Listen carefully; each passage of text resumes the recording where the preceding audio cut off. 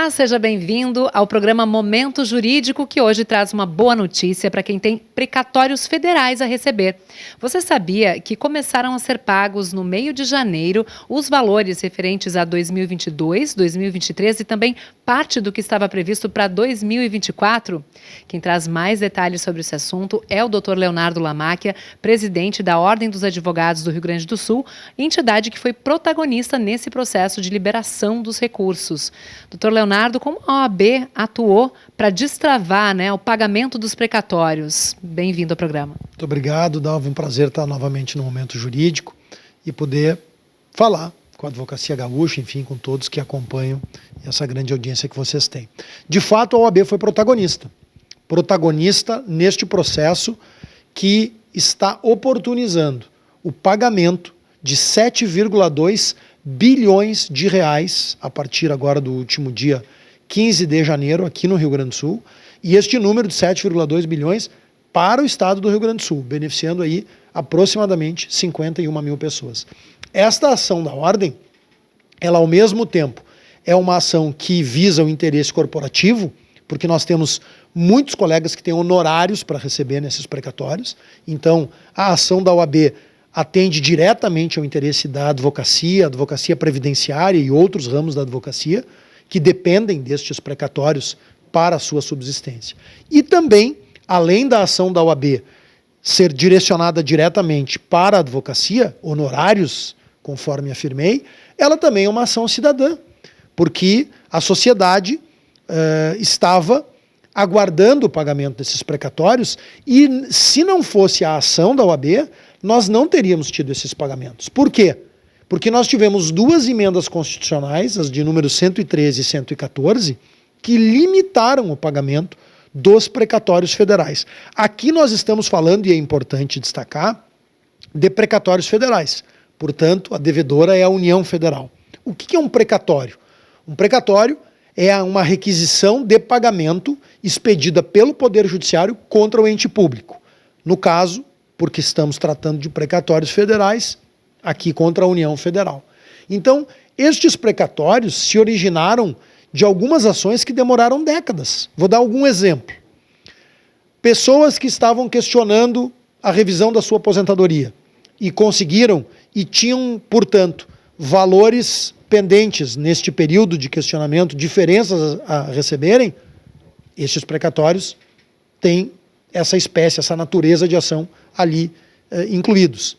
Por exemplo, alguém que tinha um imóvel, uma fazenda ou um terreno e pela passagem de uma rodovia federal, este imóvel foi desapropriado e a indenização paga não foi no valor devido. Essa pessoa, esse cidadão, entrou com uma ação indenizatória contra a União Federal e depois da ação transitar em julgado, ou seja, quando não há mais a possibilidade de recurso, é expedido o precatório.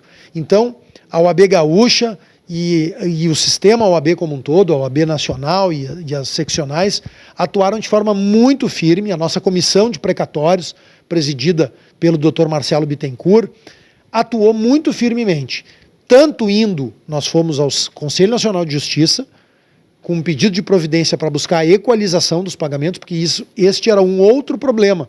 Alguns TRFs iriam pagar precatórios superiores a outros. Então nós fomos ao Conselho Nacional de Justiça pedir a equalização e a OAB foi ao Supremo Tribunal Federal e lá conseguiu então, a partir de uma concordância da Advocacia Geral da União, a declaração de inconstitucionalidade destas duas emendas que, conforme afirmei e sublinho novamente, limitariam o pagamento. Então, esta ação da OAB oportuniza agora que, a partir de 15 de janeiro de 2024, estejam sendo pagos no estado do Rio Grande do Sul 7,2 bilhões dos precatórios de 2022, 2023 e um pedaço de 2024. Só para a gente entender melhor por que esses pagamentos deixaram de ser feitos. Qual foi o argumento utilizado pela União há 2, 3 anos atrás para parar de pagar os precatórios? A União usa o argumento da sua dificuldade financeira, sobretudo com o período de pandemia, que precisava carregar recursos para o Auxílio Brasil e para outras ações vinculadas à questão da pandemia, e aí submete ao Congresso Nacional, que à época aprova essas duas emendas, então, que impunham uma limitação. E agora vocês estão trabalhando muito fortemente para divulgar um alerta com relação aos golpes. Tem dinheiro novo chegando na praça e muita gente tentando dar golpe, se passando por advogados e pedindo depósitos antecipados para que aí sim se possa receber o precatório. Pode explicar melhor que tipo de contato é feito por esses golpistas e como as pessoas que têm dinheiro a receber podem se proteger? São criminosos que se passam por advogadas e advogados. Então, a OAB, depois de ter tido uma atuação decisiva para que estes pagamentos ocorressem, se vê também na obrigação de alertar a sociedade. Vejam bem, no ano passado, em 2023, nós já tivemos a ocorrência de uma série de golpes, sem que tivéssemos um pagamento expressivo desta monta como temos agora. E já foram vários casos que foram relatados e encaminhados para a OAB. Nós atuamos, tivemos reunião com o chefe de polícia, pedimos a ação da nossa Polícia Civil, a Ordem fez campanhas nas suas redes sociais. E agora, em função deste pagamento expressivo de 7,2 bilhões de reais, nós nos vemos, como afirmei, na obrigação de alertar a sociedade, porque seguramente esses golpes voltarão a acontecer. Como é que eles se procedem? Um criminoso se passando por um advogado manda uma mensagem, ou de WhatsApp, ou via uma rede social, ou um e-mail, pedindo o pagamento via depósito Pix de uma determinada quantia, para que então, a partir deste depósito prévio, possa liberar o precatório. E isso não existe, isso que é importante dizer. Não há necessidade de fazer qualquer depósito prévio para se ter a liberação do precatório. Eventualmente se poderia ter uma pendência de custas numa ação dessas, mas isso está desvinculado do precatório. Então qual é a nossa orientação? Que qualquer pessoa que receba uma mensagem de WhatsApp, um e-mail ou via rede social uma mensagem pedindo um depósito via Pix para a liberação de um precatório ou para a liberação de um crédito judicial, não faça o Pix e imediatamente contate o seu advogado ou a sua advogada de confiança. Por quê? No caso dos precatórios, como teve um processo judicial que gerou este precatório, aquele cidadão, aquela pessoa tem um advogado vinculado àquele processo e, portanto, àquele precatório. Então, a nossa orientação é exatamente neste sentido.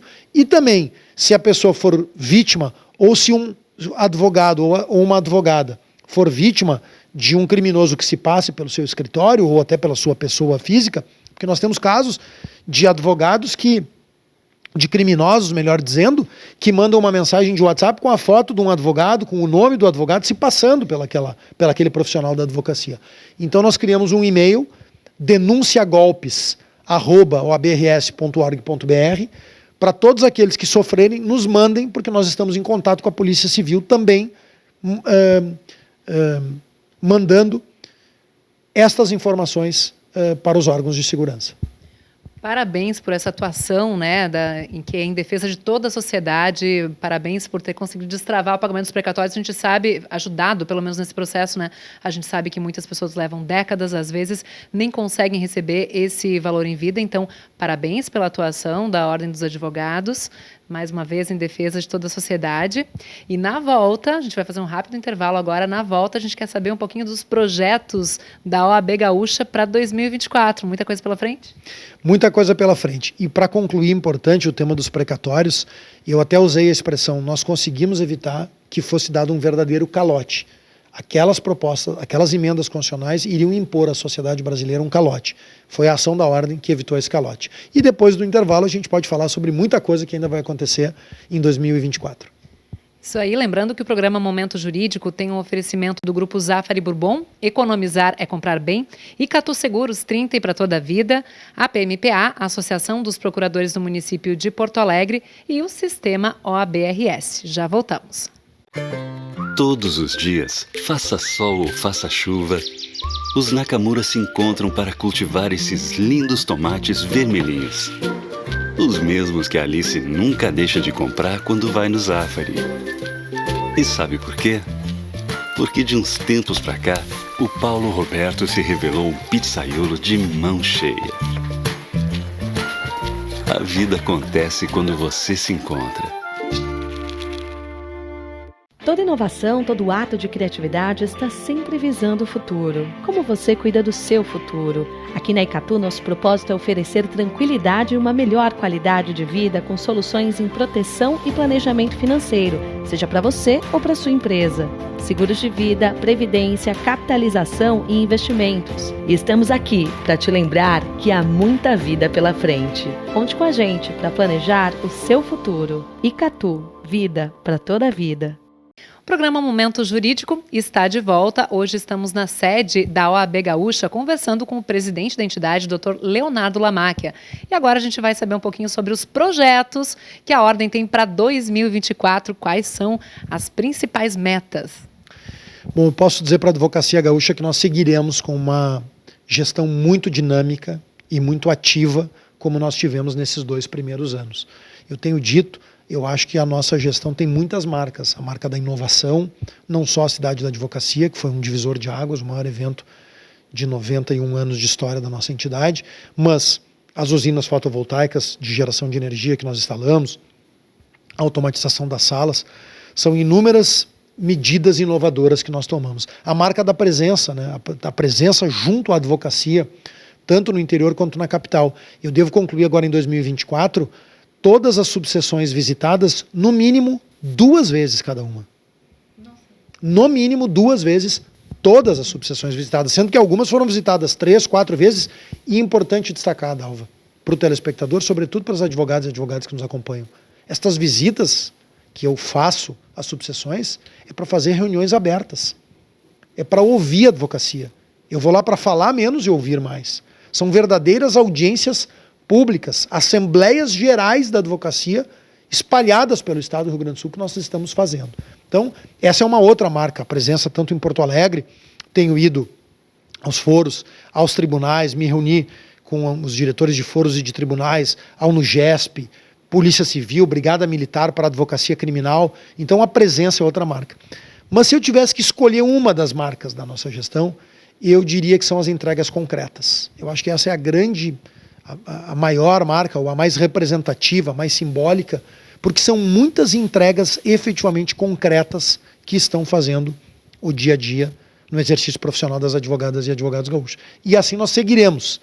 Vamos fazer a maior cidade de todos os tempos, vamos lançar novos programas estruturantes, nós já lançamos 5 ao longo de 2 anos, pretendemos lançar mais 4 programas estruturantes, vamos avançar em elevações de entrância, conseguimos ser protagonistas no processo que culminou com 26 comarcas com entrâncias elevadas. Isso não acontecia há 12 anos no estado do Rio Grande do Sul, e quando ocorreu há 12 anos atrás, foram 4 elevadas, agora 26. Então, esse é outro projeto. Vamos continuar fazendo audiências públicas, já fizemos 9 audiências públicas em 2 anos, temos mais audiências públicas previstas, projetos de lei de interesse da advocacia que nós já estamos trabalhando, aumento da tabela dos dativos, que já conseguimos um aumento médio de 103% e queremos ampliar ainda mais. Então tem muita coisa pela frente.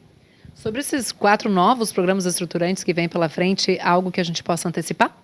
Eu prefiro ainda não antecipar, porque nós estamos buscando ainda alguns ajustes nesses programas estruturantes. O que eu posso antecipar é que um deles diz respeito à gestão interna da Ordem, nós estamos conseguindo avançar muito também, e aí até a advocacia que está nos acompanhando pode pensar, bom, mas o que me interessa a gestão interna da Ordem? Claro que interessa, quanto mais nós modernizamos a gestão da OAB, melhor nós prestamos um serviço, nós reduzimos os nossos custos. Então, este programa eu posso adiantar, é um programa com uma série de ações, de medidas de gestão interna na Ordem que estão modernizando a forma de funcionar a OAB, a forma de nós gerirmos a Ordem, e com isso prestando um melhor serviço e reduzindo custos internos. Os outros 3 eu prefiro deixar ainda de suspense, mas são 3 programas muito interessantes que eu tenho certeza, além de inovadores, vão ser diferenciais também no dia a dia do exercício profissional. Em 2023, a Ordem também fez uma grande campanha, né, dizendo que vídeo gravado não é sustentação oral. Essa defesa vai continuar no que se precisa avançar para defender as prerrogativas dos advogados. Exatamente. Um dos programas, já que tu falou e como eu sou barriga fria, eu vou contar. Um dos programas estruturantes é de defesa de prerrogativas. Nós estamos com um pacote de ações para ampliar ainda mais o nosso trabalho de defesa de prerrogativas. E vamos continuar assim com a campanha. Nós somos precursores no Brasil. Fomos a primeira entidade e a primeira OAB a criar não só esse bordão, o hashtag vídeo gravado não é sustentação oral, como a defender o uso da tribuna pela advocacia, porque estão acontecendo sim restrições no direito à sustentação oral. Nós criamos um e-mail, sos.julgamentos@obrs.org.br, para que a advocacia nos denuncie casos de restrição à sua possibilidade de realizar a sustentação oral. Fomos ao Supremo Tribunal Federal numa reunião com o ministro Alexandre de Moraes, porque lá ocorreram violações graves também ao uso da tribuna e à sustentação oral, e vamos continuar exatamente no mesmo sentido, ampliando ainda mais essa campanha. E você argumenta muito, né, que o vídeo às vezes acaba nem sendo visto. Isso fere também o direito do cidadão, né, de defesa. Exatamente. Esta campanha, ela visa uma defesa de prerrogativa da advocacia, sim, mas ela também é muito direcionada ao nosso constituinte, porque quando uma advogada ou um advogado ocupa uma tribuna, está usando da palavra em nome do seu constituinte, do cidadão, da sociedade. Portanto, esta restrição à realização da sustentação oral é uma restrição para o direito à sociedade, para o direito de ampla defesa e para o direito do cidadão que está indo ao juízo. Inteligência artificial, novas tecnologias, isso também tem sido assunto, né? Dado muito pano para manga aí nos debates da categoria. De que maneira isso já está impactando a atividade dos advogados e como vocês vão trabalhar também para ajudar a debater e instruir as categorias, os novos profissionais que chegam, preservar direitos. De novo, a gente fala em direitos e prerrogativas que podem ser ameaçados com essas novidades. Importantíssimo orientar e debater. Orientar por quê? Porque a inteligência artificial, e isso já está comprovado, o robô, muitas vezes, quando ele não sabe dar uma resposta, ele inventa. Então nós precisamos orientar a advocacia que o uso indiscriminado e equivocado da inteligência artificial poderá gerar para uma advogada ou um advogado um processo ético, até um processo criminal, dependendo do que, se aquela petição for firmada com uma jurisprudência falsa inventada pelo robô. Isso pode acontecer e já aconteceu no Brasil. Então, sim, é nosso papel orientar, nós já estamos trabalhando neste sentido. E nós fomos pioneiros no Brasil, a OAB do Rio Grande do Sul, e criamos o primeiro grupo de trabalho para debater o uso ético da inteligência artificial, pela advocacia, pelo Poder Judiciário e pelo Ministério Público. Nós precisamos fixar balizas éticas mínimas que todos os operadores do direito observem no uso da inteligência artificial. Nós não somos contra, de nenhum aspecto, a inteligência artificial. A inteligência artificial e as novas tecnologias, elas têm que servir para ajudar o homem, não para prejudicá-lo. E por isso que nós precisamos debater o tema, orientar sobre o uso e fixar balizas éticas de uso por todos os operadores do direito. Porque o que nós não podemos aceitar como advogadas e advogados é que uma decisão judicial seja produzida por um robô. O ato, tanto da advocacia, o exercício da advocacia, quanto da magistratura e do Ministério Público, são atos humanistas. A nossa formação é de ciências jurídicas e sociais. É humanista a nossa formação dos operadores do direito. Então, não é possível que uma decisão, um parecer ministerial, uma sentença, seja produzida por inteligência artificial. Mas o uso da inteligência artificial para agilizar o processo, para melhorar a prestação jurisdicional, para fazer uma pesquisa de bloqueio de bens, esta, sim, é bem-vinda. Mais uma ferramenta aí, mas que tenha uma supervisão, né, para que não seja automático esse processo. Exatamente, uma ferramenta que venha auxiliar os operadores do direito e, ao fim e ao cabo, auxiliar o jurisdicionado e o cidadão, mas jamais substituir o juiz no momento da decisão, porque há sim uma carga emocional, há uma carga humana na produção, na elaboração de uma decisão judicial, de uma sentença. Com certeza. E para a cidade da advocacia, o que está sendo programado já para esse ano, esse grande evento que está crescendo ano após ano? Lançamos de forma inédita no primeiro ano da nossa gestão e foi o maior evento em 90 anos da Ordem. Repetimos no segundo ano da gestão e foi o maior evento em 91 anos da Ordem, triplicando o número de advogadas e advogados inscritos em relação à primeira edição, que foi em 2022. E agora, a nossa expectativa é de que nós tenhamos mais de 25 mil advogadas e advogados inscritos na cidade da advocacia e que nós possamos bater todos os recordes, jamais que poderíamos imaginar, fazendo realmente a maior cidade da advocacia e o maior evento de todos os tempos da OAB do Rio Grande do Sul. Já estamos trabalhando, tem muita novidade interessante pela frente, logo, logo nas nossas redes sociais nós vamos começar a contar essas novidades, tanto ideias que nós estamos tendo para aqueles que se inscreverem antecipadamente, como também mobilizando a advocacia do interior, facilitando a vinda para Porto Alegre, como também nomes de painelistas aí de painéis âncora, que nós, como trouxemos o Amir Klink, a Daiane dos Santos, entre outros, o Potter, a Fernanda Pandolfi na edição passada, já temos aí definidos alguns dos painelistas âncoras, então será um evento, sem dúvida nenhuma, absolutamente imperdível. A Cidade da Advocacia já tem data, é de 6 a 10 de agosto de 2024. E esse ano também marca uma nova eleição, né? Vai ser marcado por uma nova eleição na OAB Gaúcha. Vem para a reeleição? Eu acho que é muito cedo para falar em eleição ou para reeleição. Estamos longe do pleito. Nós temos que continuar trabalhando de forma muito séria e responsável, como estamos fazendo muitas entregas. E aí, a partir do segundo semestre, sim, se inaugura não só os nossos procedimentos internos, né, visando o processo eleitoral, como nós temos feito processos eleitorais transparentes, com muita clareza para toda a advocacia gaúcha, com muita seriedade os processos eleitorais que a Ordem tem tido. E aí vamos falar, então, em tudo que envolve o processo eleitoral. Mas, por enquanto, é trabalho e muita entrega que a gente ainda tem que fazer. A gente deseja sucesso, que os projetos sejam bem-sucedidos, né, em defesa de toda a categoria e também da sociedade. Muito obrigada mais uma vez por essa entrevista aqui ao programa Momento Jurídico. Eu é que agradeço mais uma vez o espaço de vocês. Eu me lembro que lá no início da gestão, em janeiro de 22, eu dei uma entrevista para o Momento Jurídico, aqui na nossa sala de reuniões, falei um pouco das nossas ideias, da nossa gestão, do nosso grupo. E tudo daquela entrevista que eu falei, nós já implementamos. Então, isso me dá uma sensação, a mim, a nossa diretoria, ao nosso conselho, aos nossos 106 presidentes, aos nossos presidentes de comissões. A nossa obra é absolutamente coletiva. Eu preciso aqui fazer um agradecimento público à diretoria da OAB, à diretoria da Caixa, à Escola Superior de Advocacia, aos nossos conselheiros que se dedicam tanto. Nossas reuniões do conselho às vezes vão até 9, 10 da noite, começando às 2 da tarde. Aos nossos 107 agora presidentes de subseções, que são a nossa representação na ponta, direto no interior. Aos nossos presidentes de comissões, que fazem a cidade da advocacia acontecer. As comissões é que realizam os painéis, né? Então preciso agradecer muito a eles e dizer que nós todos temos uma sensação de dever muito cumprido nesses 2 anos. Porque todos os compromissos que nós nos comprometemos foram cumpridos e entregues, não só na nossa gestão. De 2007 para cá, tudo que nós nos comprometemos foi entregue e cumprido e ampliado. E agora os nossos compromissos também. E aí eu me lembro do ano passado, que nós também fizemos aqui no gabinete um balanço e projetando um pouco o futuro. E aquilo que nós falamos também na entrevista do ano passado, se nós buscarmos lá o vídeo, tudo foi entregue, né, exatamente tudo que eu dizia em termos de ampliação das defesas de prerrogativas, da visão da ordem de honorários. Falamos agora de precatórios, trabalho da ordem em relação ao tema dos honorários.